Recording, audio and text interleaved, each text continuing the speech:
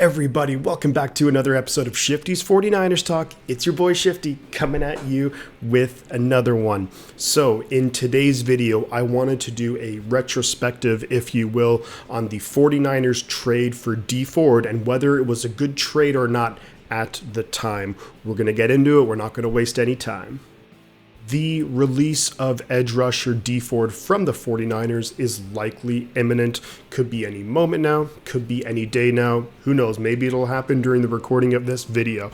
And the reason why is due to the cap implications of cutting a player after June 1st. It works out better for the 49ers cap. So, looking back on the trade the 49ers made for Dee Ford. Now, before we get into it, I just want to have a couple of caveats for my analysis for this.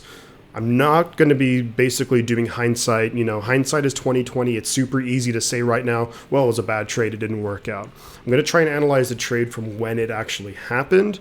And the other thing I want to say is, look, if the Niners won the Super Bowl in 2019, no one would even be talking about this as like a potentially bad trade or what have you. It would have been worth it because that 2019 season, when Dee Ford was on the field, he was awesome and he really contributed to that defense just being purely dominant. Now, with that being said, let's take it back to when we made the trade for Dee Ford. We made the trade with the Kansas City Chiefs for Dee Ford. I believe it was in March of 2019. Now, if you look at the 49ers defense, the previous two seasons, which would have been the first two seasons that Kyle Shanahan was in San Francisco, and also the first two seasons that Robert Saleh was the defensive coordinator, our pass rush was awful. We just had no edge players. The most notable edge guys that come to mind immediately were, an aging Elvis Dumervil and then Cassius Marsh. Those were our two guys that we were relying on getting pressure on the edge. Not good. So the Niners that offseason were like, we're going to go all out. We're going to rebuild this defense in terms of upgrading the pass rush. In 2017 and 2018, the Niners were bottom 10 in sacks and pressure. So we couldn't get any pressure on the quarterback. The stats back it up. We needed to get pressure. So we swing that trade for Dee Ford. What did we give up? Well, it was a 2020 second-round pick, so a future second-round pick. Now, of course, and I don't want to go back on what I said about analyzing the trade in hindsight, but of course, that pick could have been anywhere from overall 33 to 64, depending on where the Niners how they ended up doing that year. I think most people involved with the Niners, we could kind of tell that the team was close. Now, outside of San Francisco, if you said the 49ers were close, you probably would have been laughed at. We were having the second overall pick. Garoppolo's hurt, all this kind of stuff. But I think people in the building and people like fans who pay close attention to the team could tell that we were pretty darn close. And it ended up being true because we went to the Super Bowl that year, which we lost. But either way, so that pick ended up being the 63rd overall pick the next year. So, take that for what it's worth. But I think the 49ers factored this in, that they were like, hey, we're going to be getting Dee Ford. In the draft, we selected number 2 overall, Nick Bosa. So they're thinking we're going to be upgrading one of the most important positions in football significantly this offseason. So why did they trade for Dee Ford? Well, Dee Ford just came off a fantastic year with Kansas City. 2018, he was a Pro Bowler. He had almost 30, hurries, 13 and a half sacks, 7 forced fumbles, had a sack in the playoffs, was incredibly disruptive playing across from Justin Houston in Kansas City that year. And he was in Kansas City, they were going to be changing their defensive scheme, so he wasn't really a fit there any longer in Kansas City, and it worked out pretty well. The Niners were able to make that trade. Now, we saw in 2019, when Dee Ford was on the field, especially during that playoff run, just how dominant the defense was. If you look back at those playoff games against the Vikings, against the Packers, and even 53 minutes against the Kansas City Chiefs when Dee Ford was there healthy, we had Buckner, we had, rookie Bosa making things happen, Eric Armstead, all these guys making consistent plays. That's what John Lynch and the front office envisioned when we traded for Dee Ford. Now in 2018, Dee Ford played every single game that year. You could argue I think it was going to be a contract year or maybe 1 year before a contract year, something to that effect.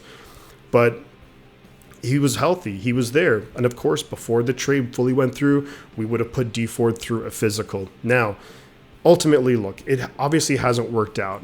We didn't win in 2019. We didn't win the Super Bowl.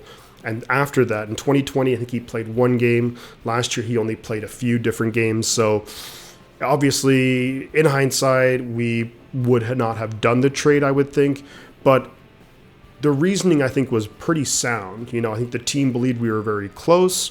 We're getting a Dee Ford at the time was 28 years old. He had just turned 28 years old, so still very young. And like when we signed him, I think, to a 4-year deal, if I'm not mistaken. So he would have been 32 at the end of it. Like, that's not bad. You would still expect the player to be, somewhat productive, assuming they could stay relatively healthy. That wasn't the case with Dee Ford, but that was the reasoning behind it. So I think the reasoning was incredibly sound. It just didn't pay off. And if you look at something similar, so let's look at a trade that happened this offseason for an edge rusher, for the Chargers when they traded for Khalil Mack. Now, look, Dee Ford, not on Khalil Mack's level at all. I think that's a very fair thing to say, easy observation. But Khalil Mack now, I believe he's 31 maybe, and he's making insane money, And the Chargers now are going to have to start thinking about paying, of course, Herbert, and they're going to have some other guys to pay in a few years too. So that contract could ultimately bite them. Now we'll see, but they gave up a second-round pick this year. So they traded for Khalil Mack maybe March or April 2022, and then they gave up a second-round pick and maybe something else in the 2022 draft, whereas the trade the 49ers did for Dee Ford was March 2019 for a 2020 second-round pick. So, I think it was really sound reasoning by the Niners. I think they got very fair market value at the time when the trade was executed by John Lynch. And I just go back to just how bad the pass rush was in 2018 and 2017, and then just how good it was in 2019. Looking at the stats, 2019, the 49ers defense were top 5 in the NFL in sacks, and it's safe to say that defense kept us in so many games that year, and the reason why we were the number 1 seed in the NFC. Garoppolo was solid. We had some decent running games. Mostert, of course, the NFC Championship game. That's, a game that'll go down in history, essentially. But the defense is what really got that team to the Super Bowl. So I really respect the trade, and I respect that they went out and did it. So let me sum up my final thoughts on this trade.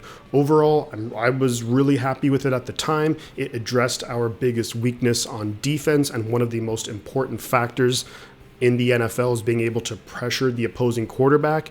We were able to get a Pro Bowl caliber guy at a really important position at 28 years old, who fits the scheme perfectly for a future second-round pick. So I think if you were to give that scenario to someone else, well, let's say, for example, a team maybe like let's say the New York Jets right now, a team that's maybe looking to improve significantly. If you could say, hey, a future second-round pick for a 28-year-old guy who's come off just a fantastic year rushing the passer, who fits your scheme perfectly, I think they would probably do that. If they were for a 2023 second-round pick, the Jets would probably sign up for something like that. So overall, the reasoning was very sound.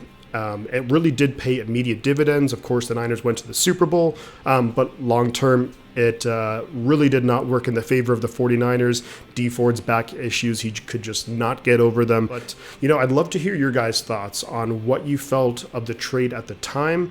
Of course, I think we all know that it didn't work out, but do you think that John Lynch, let's say, should it be a negative on his career in terms of being a GM and decisions that he's made? I don't think so. I think the trade made a ton of sense at the time, and it just didn't work out. But I'd love to hear your thoughts.